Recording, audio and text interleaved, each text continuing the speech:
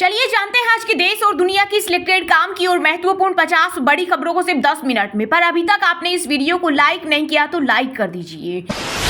PM Modi 5 साल बाद रूस पहुंचे, 2 दिन रहेंगे रूस की राजधानी मॉस्को में। मोदी का गार्ड ऑफ ऑनर से स्वागत, रूसी सेना ने बजाई राष्ट्रगान की धुन, रूसी कलाकारों ने हिंदी गाने पर किया डांस, पुतिन के साथ करेंगे प्राइवेट डिनर। आज व्यापार के नए रूट पर वार्ता होगी, रूस में पीएम मोदी के लिए खास इंतजाम।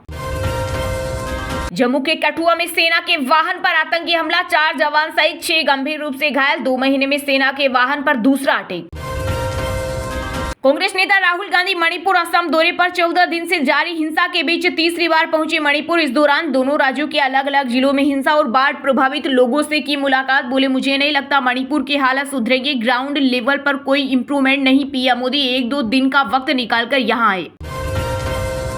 आयुष्मान भारत योजना में बड़े बदलाव की तैयारी में मोदी सरकार, 5 नहीं अब 10 लाख रुपए हो सकता है बीमा कवर। 3 साल में 3 गुना होंगे लाभार्थी। अभी तक आयुष्मान भारत योजना में 70 करोड़ लोगों को केंद्र और राज्य सरकार की योजना के तहत व्यापक स्वास्थ्य कवरेज मिल चुका है। मोदी सरकार की योजना के तहत स्वास्थ्य विभाग की ओर से प्रत्येक व्यक्ति का बनेगा डिजिटल आभा आईडी कार्ड, पर्ची की नहीं होगी जरूरत, आभा कार्ड बताएगा मरीज की कुंडली। चीनी सेना ने पूर्वी लद्दाख में पेंगोंग झील के बॉर्डर के पास बड़े पैमाने में इकट्ठा किए हथियार, सैटेलाइट तस्वीर से हुआ खुलासा, बंकर बनाए, इलाके में बख्तरबंद गाड़ियां भी मौजूद।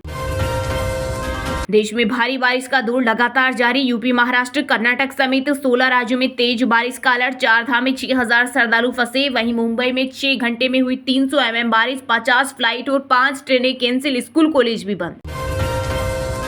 हाथरस भगदड़ की नई थ्योरी, 10 से 12 लोगों ने छिड़का जहरीला स्प्रे, भोले बाबा के वकील एपी सिंह का दावा। बोले, घटना के वक्त हाफ पैंट पहने हुए 15 से 20 लोग आए, उन्होंने भीड़ में जहरीला स्प्रे छिड़का जिससे लोगों का दम घुटने लगा और वे भागने लगे।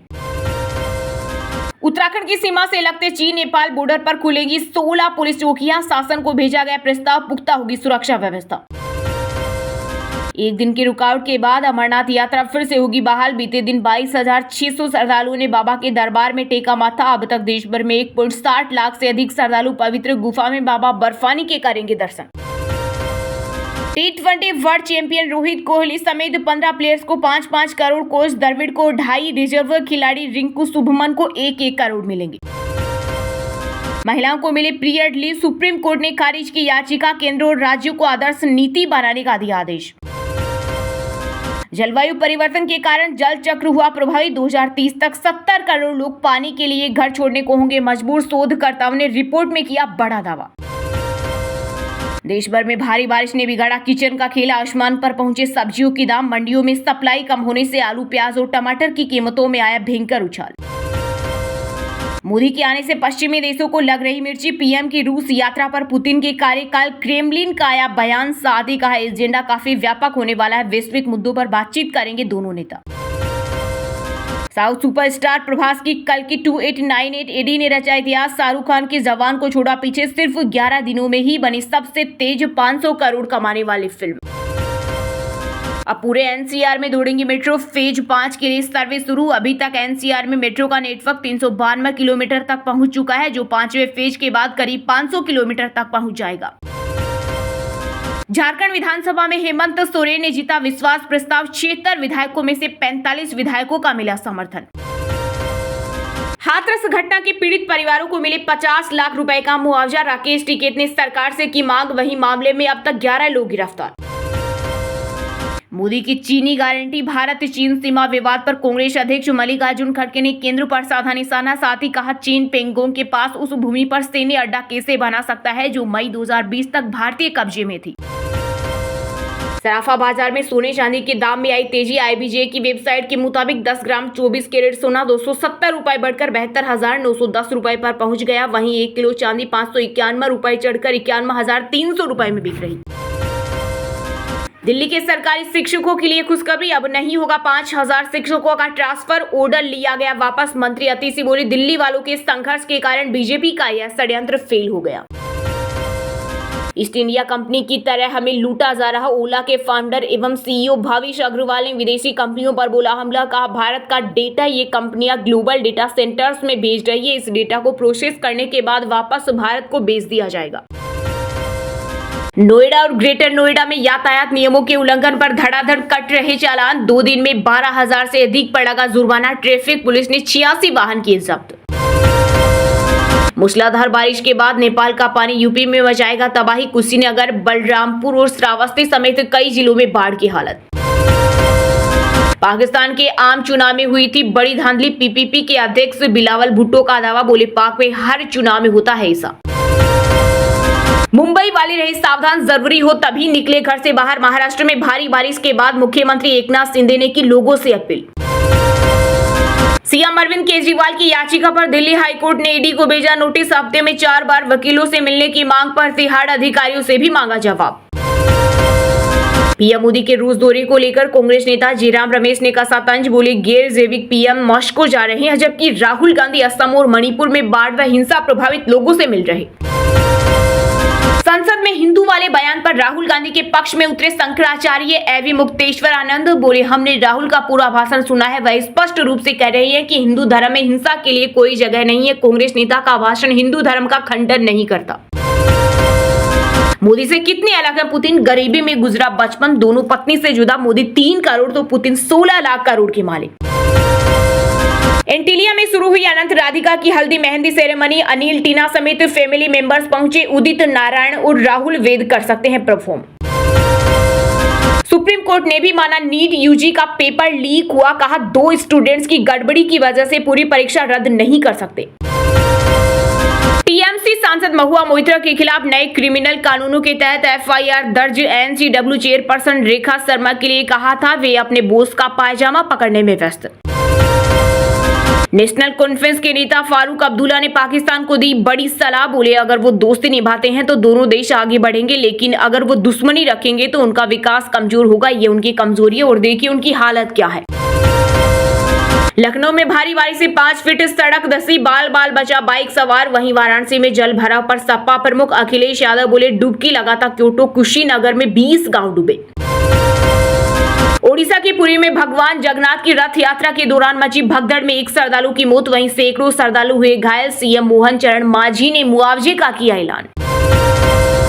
भारी बारिश के चलते मुरादाबाद में सड़कों पर चली नाव। पीलीभीत में रेलवे ट्रैक के नीचे से बही पुलिया। गोंडा में प्राइमरी स्कूल की छत ढही। यूपी में औसत से 36% ज्यादा हुई बारिश। हाथरस भगदड़ हादसे में यूपी पुलिस ने सत्संग में मौजूद 2 और आरोपियों को किया गिरफ्तार। बिहार के वाल्मीकि नगर बेराज स्थित कंट्रोल रूम में पहुंचे सीएम नीतीश कुमार। गंडक नदी के जलस्तर का लिया जायजा।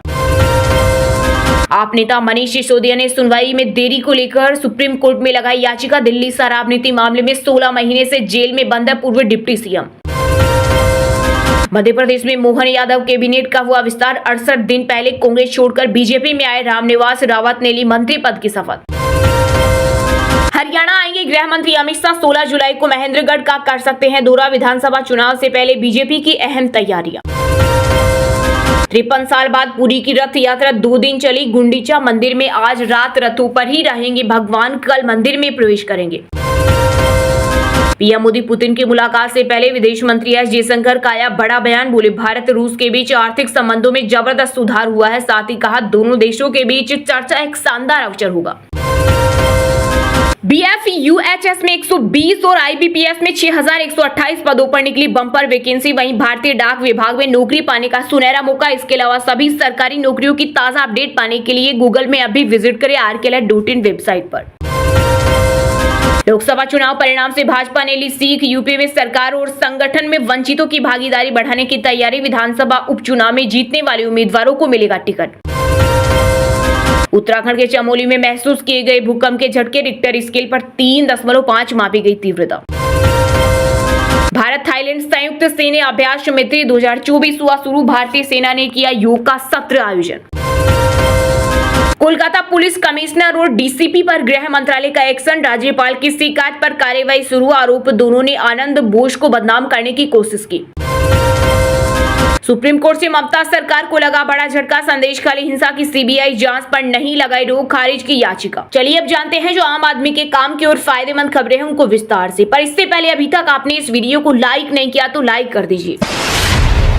आयुष्मान भारत योजना में बड़े बदलाव की तैयारी में मोदी सरकार 5 नहीं अब 10 लाख रुपए हो सकता है बीमा कवर। 3 साल में 3 गुना होंगे लाभार्थी। जी हां, प्रधानमंत्री नरेंद्र मोदी के नेतृत्व में केंद्र की एनडीए सरकार इसी महीने पूर्ण बजट पेश करने वाली है। इस बार देश में गठबंधन की सरकार बनी है तो लोगों को इसके लिए लोक लुभावन होने की उम्मीद है। इसी उम्मीद जताई जा रही है कि सरकार इस बजट में प्रधानमंत्री जन आरोग्य योजना और आयुष्मान भारत योजना को लेकर कुछ बड़े ऐलान किए जा सकते हैं। रिपोर्ट के मुताबिक केंद्र आयुष्मान भारत योजना के तहत कवरेज लिमिट को 5 लाख से बढ़ाने पर विचार कर रहा है। सरकार शुरुआत में 70 साल से अधिक उम्र के सभी लोगों को इसके दायरे में लाने पर मंथन कर रही है, जिसका जिक्र राष्ट्रपति द्रौपदी मुर्मू ने संसद की संयुक्त बैठक में अपने अभिभाषण में किया था। सूत्रों के हवाले से कहा गया है कि योजना के तहत लाभार्थियों को मिलने वाली कवरेज लिमिट को 5 लाख रुपए से बढ़ाकर 10 लाख रुपए प्रतिवर्ष करने की तैयारी है।